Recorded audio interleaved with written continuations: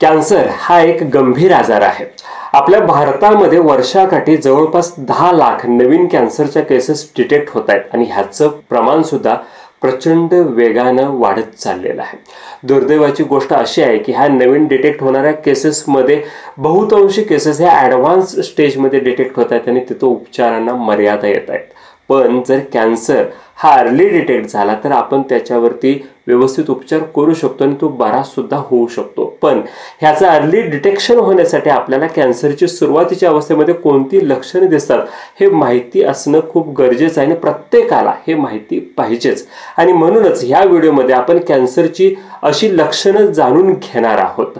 आता तुम्हाला वाटेल की ही जी सगळी लक्षणं आहेत त्याच्यामध्ये सुरुवातीची लक्षणं खूप महत्त्वाची आहेत आणि नंतरची लक्षणं कमी महत्त्वाची आहेत, तर तसं अजिबात नाही। कारण कॅन्सरसाठी डिटेक्ट करण्यासाठी जी काही लक्षणं आहेत त्यातलं प्रत्येक लक्षण महत्त्वाचं आहे। कारण त्यातल्या कुठल्या तरी लक्षणावरून जर आपल्याला कोणाचाही कॅन्सर अर्ली डिटेक्ट करता आला तर आपण त्याचं आयुष्य वाचवू शकतो। आणि त्यामुळे आजचा हा व्हिडिओ फक्त एंटरटेनमेंट किंवा इन्फॉर्मेशन म्हणून नव्हे तर एक क्रुशियल इन्फॉर्मेशन म्हणून आपल्या प्रत्येकासाठी गरजेचं आहे। शेवटपर्यंत व्हिडिओ ऐकायचा नक्कीच प्रयत्न करा। कॅन्सरच्या सुरुवातीच्या टप्प्यामध्ये दिसणाऱ्या लक्षणांच्या मध्ये वजन कमी होणं हे लक्षण जवळपास 40% केसेसमध्ये दिसलेलं आहे। आता वजन कमी होणं ही तशी बघितले तर आनंदाचीच गोष्ट आहे, कारण प्रत्येकाला वजन कमी करायचं असतं। पण कुठलेही विशेष प्रयत्न न करता सुद्धा जर आपलं वजन कमी होत असेल, तेही महिन्याकाठी 5-6 किलोनं वजन कमी होत असेल, असं 2-4 महिने चालू असेल तर ते मात्र काळजीचं कारण आहे। आता ट्युबरक्युलोसिस, डायबिटीस, थायरॉइड ह्यासारख्या तक्रारींच्या मध्ये वजन झपाट्याने कमी होतं, पण विविध रक्ताच्या तपासण्या केल्या तर आपल्याला ते कारण लक्षात सुद्धा येतं। पण अशा कुठल्याही तपासण्यांच्या मध्ये दुसरं कुठलंही कारण नाही आहे। आपण वजन कमी करण्यासाठी कुठलाही विशेष प्रयत्न सुद्धा करत नाही आणि तरी सुद्धा जर आपलं वजन सातत्यानं कमी होत चाललं असेल तर ते एक महत्त्वाचं कॅन्सर साईन असतं। आणि ह्याच्यासाठी स्टमक किंवा पॅन्क्रियाज आणि अन्न नलिकेचा जर कॅन्सर असेल तर हे लक्षण आपल्याला विशेषतः दिसतं। पण ह्याच्यासाठी मी 2 कारणे देतो ज्यामुळे कॅन्सरमध्ये आपलं वजन कमी होतं। सगळ्यात पहिली गोष्ट म्हणजेच ज्या वेळेला कॅन्सरच्या पेशी आपल्या शरीरामध्ये अनियंत्रित वाढ सुरू करतात त्यावेळेला आपल्या शरीरातल्या इतर पेशी ह्या त्या पेशींची वाढ थांबवण्याकरता आणि आपल्या शरीराला वाचवण्याकरता प्रयत्न करत राहतात। साहजिकच आपली डिफेन्स सिस्टीम ऍक्टिव्ह होते आणि ह्या डिफेन्स सिस्टीमला ऍक्टिव्ह होण्यासाठी भरपूर ऊर्जेची गरज भासत असते आणि आपलं शरीर ह्या ऊर्जेला पुरवण्यासाठी कमी पडतं। एनर्जी स्कार्सिटी म्हणजेच ऊर्जेची कमतरता व्हायला लागते आणि म्हणून आपलं वजन कमी व्हायला लागतं। आणि दुसरी गोष्ट अशी आहे की ज्या कॅन्सरच्या पेशींची अनियंत्रित वाढ सुरू असते ती वाढ इतक्या प्रमाणात असते, इतक्या प्रमाणात सेल डिव्हिजन होत असतं की त्या प्रत्येक सेल डिव्हिजनला लागणारी ऊर्जा कॅन्सरच्या पेशी आपल्या शरीराकडूनच घेत असतात। म्हणजेच आपण ज्याला बांडगुळ म्हणतो ते बांडगुळ ज्या झाडावरती असतं त्या झाडाकडूनच ते ऊर्जा घ्यायला लागतं, तसं ह्या कॅन्सरच्या पेशी स्वतःच्या सेल डिव्हिजनसाठी आपल्याच शरीरातली ऊर्जा वापरतात आणि साहजिकच आपल्या शरीराला आणखीन ऊर्जेची कमतरता भासायला लागते आणि वजन कमी व्हायला लागतं। ज्या वेळेला शरीरामध्ये कॅन्सरची सुरुवात होते त्यावेळेला सातत्यानं थकवा जाणवणे हेही एक लक्षण दिसायला लागतं।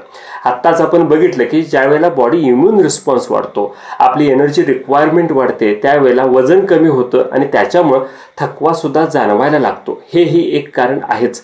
पण आणखी एक महत्त्वाचं कारण असं आहे की आपल्या शरीरामध्ये ज्या तांबड्या पेशी असतात त्या ऑक्सिजन कॅरी करत असतात आणि त्यामुळे शरीरातल्या प्रत्येक पेशीपर्यंत ऑक्सिजन पोहोचवत असतात। पण जेव्हा ल्युकेमिया म्हणजे ब्लड कॅन्सर सारख्या केसेसमध्ये ह्या तांबड्या पेशी सुद्धा कॅन्सरग्रस्त होतात त्यावेळेला त्यांची ऑक्सिजन कॅरिंग कॅपॅसिटी प्रचंड कमी होते आणि त्यामुळे प्रत्येक पेशीला ऑक्सिजन मिळत नाही, त्या पेशी थकायला लागतात आणि पर्यायानं शरीराला सुद्धा थकवा जाणवायला लागतो।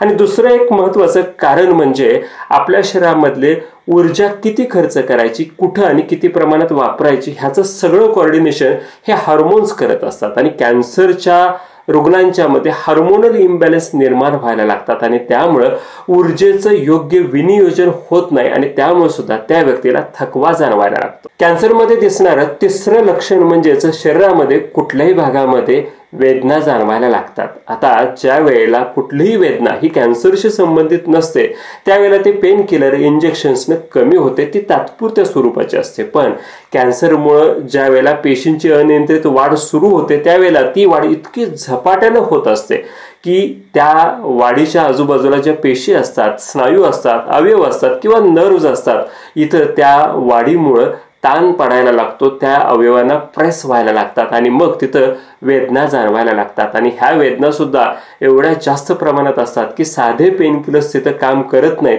आणि बऱ्याच वेळेला हायर पेन किलर्स तिथं वापरले तरी सुद्धा तेही अपयशी ठरतात.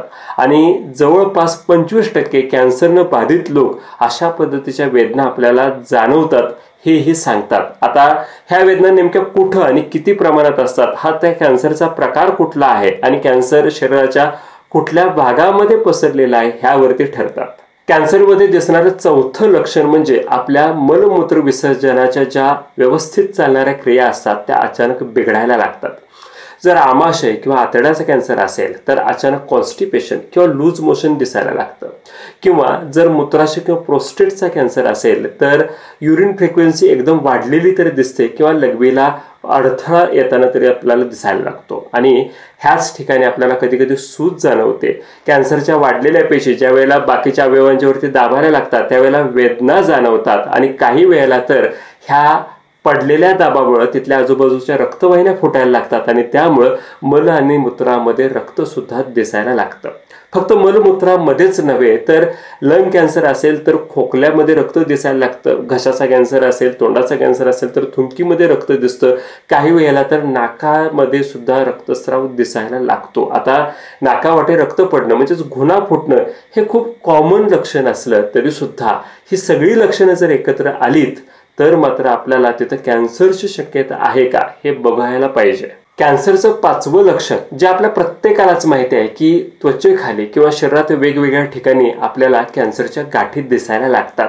आता ह्या गाठी का निर्माण होतात तर आपल्या शरीरामधल्या ज्या नॉर्मल पेशी असतात त्या एका ठराविक दराने त्याची वाढ होत असते आणि जुन्या पेशी लगेच नष्ट सुद्धा होत असतात आणि त्यामुळे कुठंही एकाच ठिकाणी आपल्याला पेशी साठलेल्या दिसून येत नाहीत, म्हणजेच गाठी विशेषतः दिसून येत नाहीत. पण ज्या वेळेला एखादी पेशी कॅन्सरस होते त्यावेळेला ती पेशी इतका फास्ट प्रमाणात सेल डिव्हिजन करायला लागते, एवढ्या जास्त प्रमाणात पेशींची निर्मिती व्हायला लागते की पेशी नष्ट होण्याचा दर कमी राहतो आणि पेशींची नवनिर्मितीचा दर हा खूप जास्त राहतो आणि त्यामुळं त्या ठिकाणी गाठी दिसायला लागतात. मग अशा गाठी काखेमध्ये, जांघेमध्ये, छातीमध्ये, गळ्यामध्ये, शरीरात कुठंही दिसू शकतात. बऱ्याच वेळेला तर आपल्याला ब्रेस्ट कॅन्सरमध्ये छातीमध्ये गाठी होताना दिसतात. आता अशा पद्धतीच्या गाठी जर लवकर आपण बघितल्या, त्याच्यावरती जर लवकर उपचार केले तर 90% सक्सेस रेट आहे ह्या ट्रीटमेंटचा. अशा पद्धतीच्या जर गाठी दिसल्या तर तिथं आपण अल्ट्रासाऊंड करू शकतो, मॅमोग्राफी करू शकतो. काही वेळेला तर अशा गाठीची तपासणीसाठी बायोप्सी केल्यानंतर सुद्धा आपल्याला कॅन्सर आहे की साधी गाठ आहे ह्याचंही निदान होतं. पण तरी सुद्धा जर साधी गाठ असेल तर त्या साध्या गाठीची वाढ एका नियंत्रणात असते, खूप फास्ट ग्रोथ आपल्याला तिथं दिसून येत नाही. ती गाठ आपण सहजासहजी हलवू शकतो, त्याच्यामध्ये जास्त पेन्स सुद्धा आपल्याला दिसत नाहीत आणि ती गाठ जिथं असते त्याच्यावरचा स्किन कलर सुद्धा बदललेला नसतो. पण ज्या वेळेला अशा पद्धतीची गाठ कॅन्सरच असते त्यावेळेला तिथं रॅपिड ग्रोथ म्हणजेच फास्ट ह्या गाठी वाढायला लागतात. त्याच्या आजूबाजूला सुद्धा अचानक नवीन गाठींची निर्मिती झालेली आपल्याला दिसून येते. ह्या गाठी पेनफुल असतात, तिथं स्किन कलर बदलतो, जखमा झाल्यासारख्या दिसतात. ती गाठ जर आपण बोटाने हलवायचा प्रयत्न केला तर ती सहजासहजी हलत सुद्धा नाही आणि त्यामुळं अशा पद्धतीची गाठ जर शरीरात कुठेही दिसत असेल तर पटकन तुम्ही त्याची तपासणी करून घेणं गरजेचं आहे. मित्रांनो, आपण कॅन्सरची सगळीच लक्षणं जाणून घेत आहोत आणि त्याची कारणं सुद्धा काय आहेत हेही बघत आहोत आणि ह्याच्यातलंच पुढचं 6वं लक्षण आहे गिळायला त्रास होणं. ज्या वेळेला कॅन्सरच्या पेशी वाढायला लागतात आणि ती वाढ आपल्याला घसा किंवा अन्ननलिकेमध्ये दिसायला लागते त्यावेळेला आपल्याला थुंकी, पाणी किंवा अन्न गळणं हे खूप कठीण होतं किंवा ते गिळताच येत नाही. कधी कधी तर अशी गाठ जर श्वास नलिकेला दाबायला लागली तर तिथं आपल्याला ड्राय कफ म्हणजेच वारंवार कोरडा खोकला दिसायला लागतो. आता टीबी सारख्या केसेसमध्ये आपल्याला 15-20 दिवस महिनाभर सुद्धा खोकला दिसतो आणि बाकीच्या तपासण्यांच्या मध्ये आपल्याला त्या आजारांचं निदान सुद्धा होतं. पण इथं मात्र बाकीच्या कुठल्याही टेस्टमधून दुसऱ्या आजारांचं निदान होत नाही, पण खोकला मात्र महिन्यानुमहिने चालू असतो. बऱ्याच वेळेला तर अशी गाठ ज्या वेळेला स्वर यंत्रावरती दाबायला लागते त्या व्यक्तीचा आवाज बदलतो, बऱ्याच वेळेला आवाज घोगरा सुद्धा होतो. आणि अशी जर लक्षणं दिसत असेल तर तुम्ही एंडोस्कोपी आणि इतर तपासण्या करून हे का घडतंय ह्याचं निदान लवकरात लवकर केलं पाहिजे. कॅन्सरमध्ये दिसणारं 7वं लक्षण हे त्वचेशी संबंधित आहे. कारण कॅन्सरस पेशींच्या DNA मध्ये सुद्धा चेंजेस झालेले असतात आणि त्यामुळे त्वचेवरती सुद्धा हा कॅन्सर पसरतो. आणि त्यामुळे आपल्या शरीरावरती जर कमी तीळ असेल तर ते भराभर नवीन नवीन ठिकाणी वाढायला लागतात. अनेक ठिकाणी नवीन नवीन पॅचेस स्पॉट्स सुद्धा तयार व्हायला लागतात. काही वेळेला तर त्वचेवरती जखमा सुद्धा होतात आणि त्या जखमा सहजासहजी औषधांनी बऱ्या सुद्धा होत नाहीत. आणि जर ह्या सगळ्या स्किन चेंजेस आपल्याला दिसायला लागले असतील तर आपल्याला ABCDE हा थंब रूल जर फॉलो केला तर आपल्याला व्यवस्थित निदान करता येतं. ए म्हणजेच असिमेट्री. आपल्याला ह्या जे नवीन स्पॉट्स यायला लागतात त्या असिमेट्रिक असतात, म्हणजेच डावीकडे उजवीकडे समान स्पॉट आपल्याला दिसत नाहीत. त्यानंतर अशा पद्धतीचे जे पॅचेस असतात तिथं B म्हणजेच आपल्याला बॉर्डर्स सुद्धा फॉर्म झालेले दिसायला लागतात. त्यानंतर C म्हणजेच अशा पॅचेस मध्ये आपल्याला कलर चेंजेस दिसायला लागतात.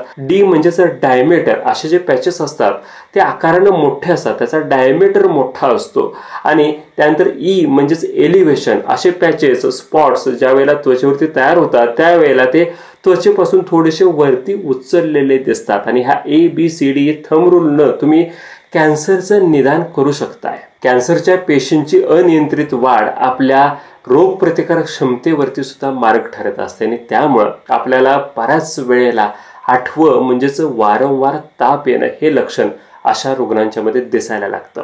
बरेच दिवस ह्या रुग्णांच्या मध्ये ताप राहतो, कुठल्याही औषधाने तो ताप सहजासहजी जात नाही आणि ही ताप येण्याची वेगळी कुठली इन्फेक्शनची लक्षणं सुद्धा सहजासहजी यांच्यामध्ये आपल्याला दिसत नाहीत.